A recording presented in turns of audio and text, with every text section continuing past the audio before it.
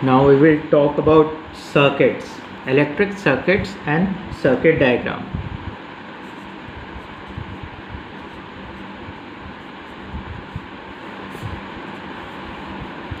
What are circuits or electrical circuits? Electrical circuits कुछ नहीं, बस एक कनेक्शन होते हैं, जैसे कि सिंपल कनेक्शंस होते हैं, जैसे कि एक बल्ब है, okay, it is connected via, this is the wire, this straight line is the wire, ठीक है, ये कनेक्टेड है एक बैटरी से, it is connected with a battery, और बैटरी का पॉजिटिव और नेगेटिव टर्मिनल, दो टर्मिनल्स होते हैं, आपको पता है। करंट का डायरेक्शन क्या होता है सर्किट में? It flows from positive terminal to negative terminal, from positive to negative, remember always it is from positive to negative.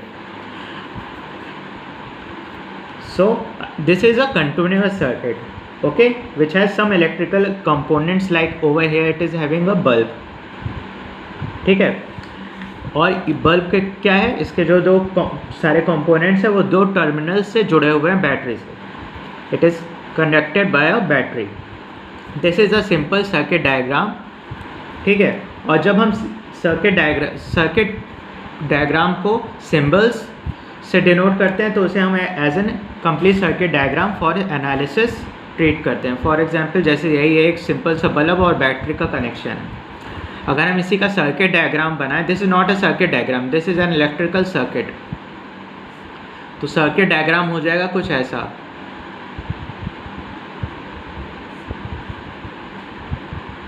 सी हुए,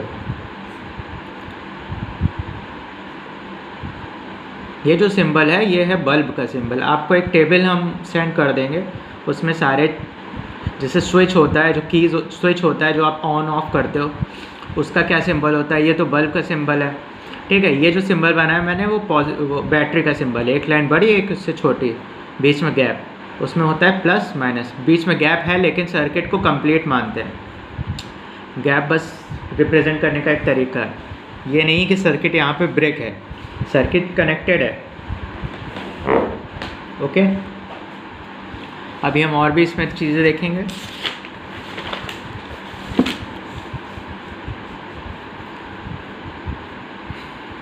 कई सारे इंस्ट्रूमेंट्स, या आप लोग कह सकते हैं कि लोड्स क्या होता है, जो भी अप्लाइंसेस जैसे कि हीटर हो गया, एसी हो गया, बल्ब हो गया, कुछ भी हम जिससे भी अपना पावर सोर्स यूज़ कर रहे हैं, जिसके लिए भी इलेक्ट्रिसिटी यूज़ कर रहे हैं, उसे हम लोड कहते हैं, ठीक है। अब लोड में क्या होता है, कई सारे इंस्ट्रूमेंट्स लगते हैं या कंपोनेंट्स कह सकते हैं, तो उनके कंपोनेंट्स में कुछ जनरल कंपोनेंट्स है, उसके सिंबल हम आपको बता देते हैं, बाकी आपको टेबल मिल जाएगी। सेल का सिंबल सिंपल सा ऐसा होता है, प्लस माइनस, ठीक है। एक बड़ी बैटरी, जो इन्वर्टर की बड़ी बैटरी होती है, उसका सिंबल कुछ ऐसा होता है, प्लस माइनस, ठीक है। बल्ब का सिंबल हमने आपको बता दिया, बल्ब का सिंबल ऐसा होता है, a tree type of thing in a circle, ठीक है। कहीं से आपको स्विच ऑन ऑफ करना है तो स्विच जो होता है ऑन पोजीशन में भी होता है, ऑफ पोजीशन में भी होता है, ऑन एंड ऑफ दो पोजीशन होते हैं ना स्विच के। तो जब स्विच क्लोज होता है मतलब करंट फ्लो हो रहा होता है, जब स्विच क्लोज होता है तो करंट फ्लो हो रहा होता है, उसका डायग्राम ऐसा होता है।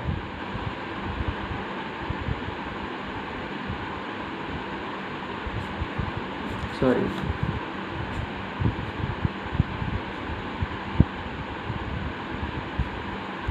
एक थोड़ा सा डार्कर पोर्शन, ठीक है, और ये कनेक्टेड, यहाँ पे कोई गैप नहीं होता, ठीक है।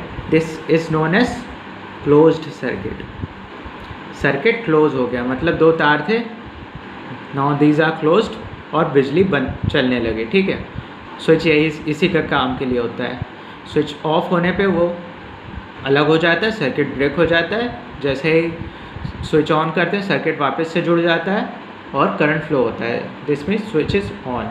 स्विच ऑफ में क्या होता है, ये पोजीशन होती है स्विच की, इसे हम स्विच ऑन ऑफ कहते हैं। Yes, circuit is open and current is not flowing, ठीक है, it is known as open circuit. ये ओपन सर्किट शो करता है, ओपन है, अभी करंट फ्लो नहीं हो रहा है, ठीक है। हाँ, आपको हमने वोल्टेज के बारे में बताया था और करंट के बारे में बताया था। करंट और वोल्टेज नापते हुए कैसे हैं, उसके लिए दो इंस्ट्रूमेंट्स होते हैं, उसकी वर्किंग आपके कोर्स में नहीं है। वोल्ट नापने के लिए या पोटेंशियल डिफरेंस नापने के लिए होता है वोल्ट मीटर। वोल्टेज नापने के लिए वोल्ट मीटर, करंट जो कि एम्पेयर में नापते हैं उसके लिए होता है अमीटर।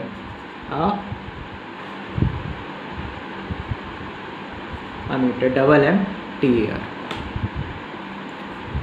ई टी आर, अमीटर, ओके। अब इसका सिंबल बहुत सिंपल सा होता है, वोल्ट का होता है V ब्रैकेट में, सॉरी सर्कल में, विद प्लस एंड माइनस है।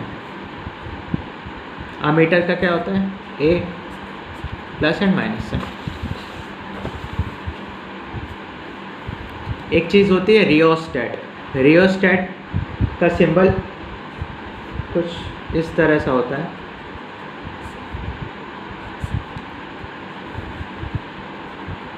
रियोस्टेट क्या होता है वो अभी हम जस्ट इसी के बाद पढ़ते हैं, इसको समझाते हैं, फिर आप लोग को रियोस्टेट बताते हैं और वो होता क्या है अभी आपको पता चलेगा। This is the rheostat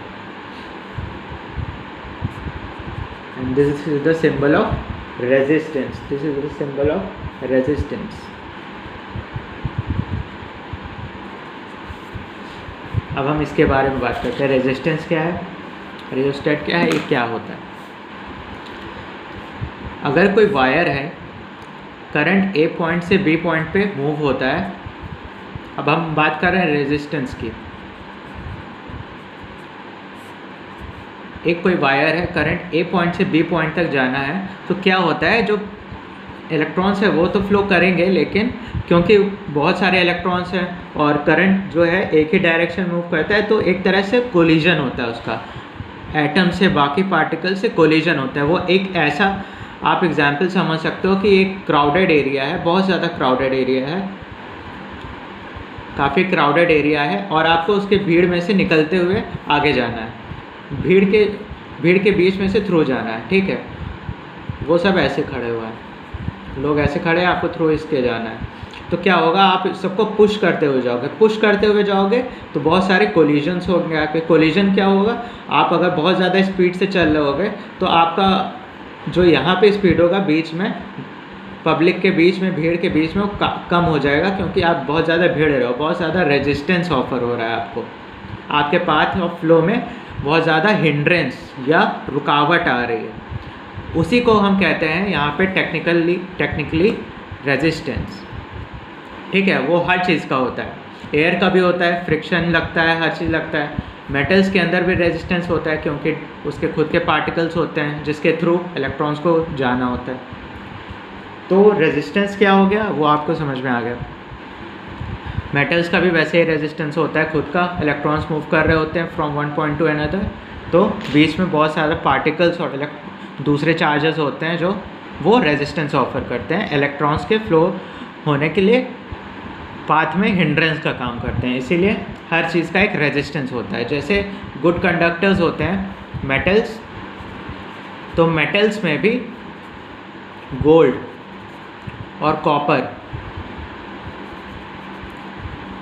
best conductors of electricity होते हैं। सबसे अच्छे कंडक्टर्स होते हैं gold, copper and then aluminium और बाकी फिर, ठीक है। गोल्ड क्योंकि बहुत कॉस्टली होता है इसलिए यूज़ नहीं होता तारों में, कॉपर और एल्यूमिनियम ज़्यादा यूज़ होते हैं, ठीक है।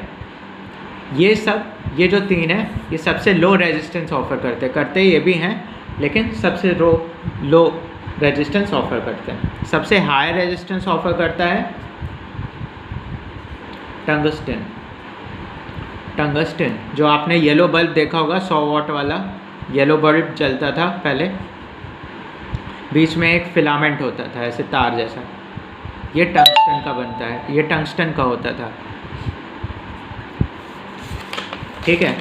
अब रेजिस्टेंस को हम देख लेते हैं क्या कैसे आया ये। हमने करंट के बारे में पढ़ा था अभी तक और वोल्टेज के बारे में पढ़ा था, मतलब पोटेंशियल डिफरेंस के बारे में। तो एक साइंटिस्ट थे जिनका नाम था ओम, साइमन इनका पूरा नाम था, साइमन ओम। तो इन्होंने क्या किया था, इन्होंने करंट और वोल्टेज या पोटेंशियल डिफरेंस के बीच में एक रिलेशन निकाला था कि इसके बीच में कोई रिलेशन होता है, ठीक है। तो इनके अकॉर्डिंग एक डेफिनेशन दी थी, that was like the current flowing through a conductor is directly proportional to the potential difference across the conductor, ठीक है। Current is directly proportional to voltage across the conductor.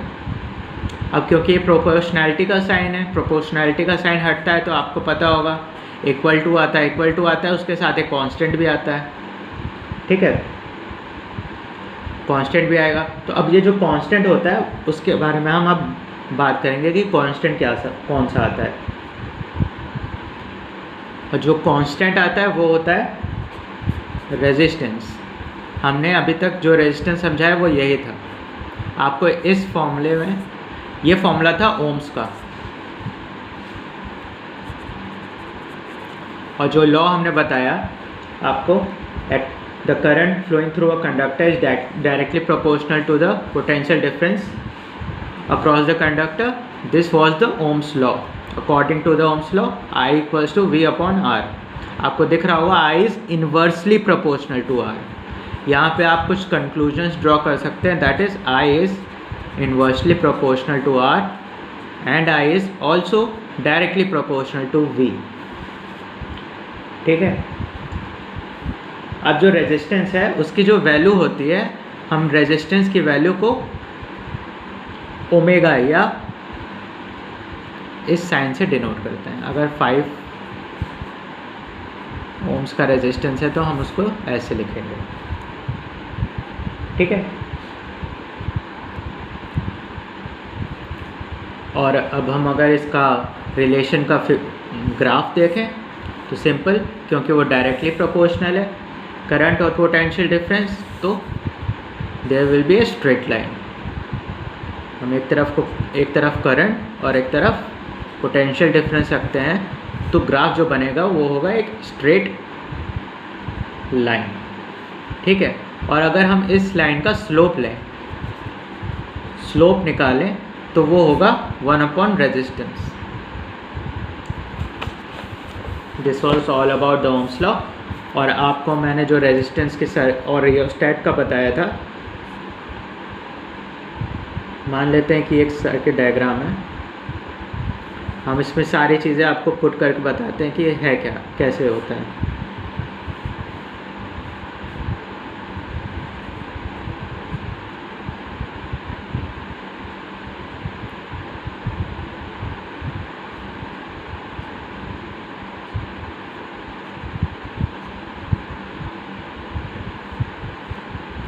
ये एक सर्किट डायग्राम है, या आप straight समझिएगा।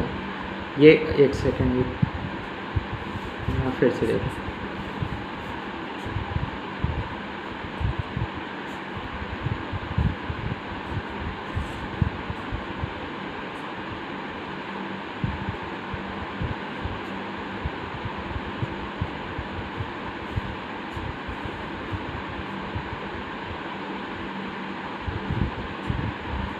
ये एक आपका सर्किट डायग्राम है। अब हम इसकी लेबलिंग करके आपको बताएंगे कहाँ पे क्या होता है।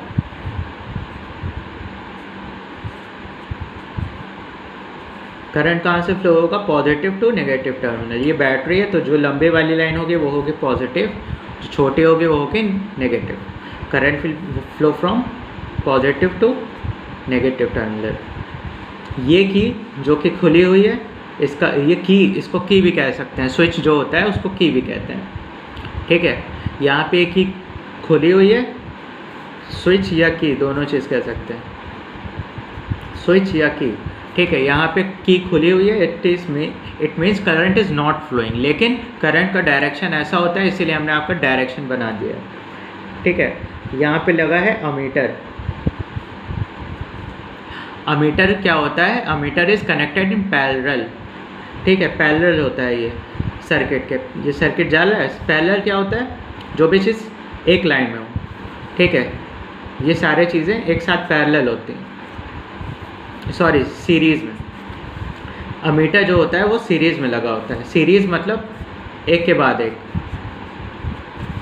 Ammeter is in series, always connected in series. Volt meter आपका जो है इस रेजिस्टेंस, ये एक रेजिस्टेंस है जिसको हम R1 कह सकते हैं या सिर्फ R कह सकते हैं, उसके साथ जो वोल्ट मीटर लगा है वो है पैरेलल में, दो लाइन पैरेलल होती हैं ऐसे जब वो इक्विडिस्टेंट होती हैं। तो आपको ये दिख रहा होगा R के पैरेलल भी है, volt meter is always connected in parallel,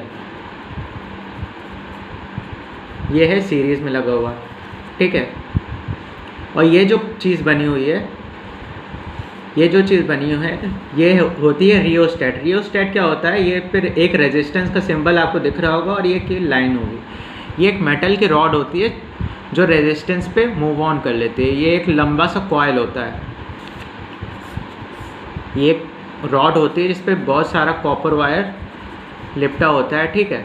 और ये एक जो मेटल की रॉड होती है जो सर्किट से आ रही होती है, तार से जुड़ी हुई होती है, वो इस पे मूव कर सकती है, कभी भी आप आगे पीछे कर सकते हो, इससे रेजिस्टेंस कम ज़्यादा करते हैं। बस रियोस्टेट का यही काम है, रेजिस्टेंस को इंक्रीज़ या डिक्रीज़ करना, जो भी रिक्वायरमेंट है उसके हिसाब से। Okay, this is your circuit diagram. This was all about Ohm's law, circuit diagram, current, volt meter and resistance.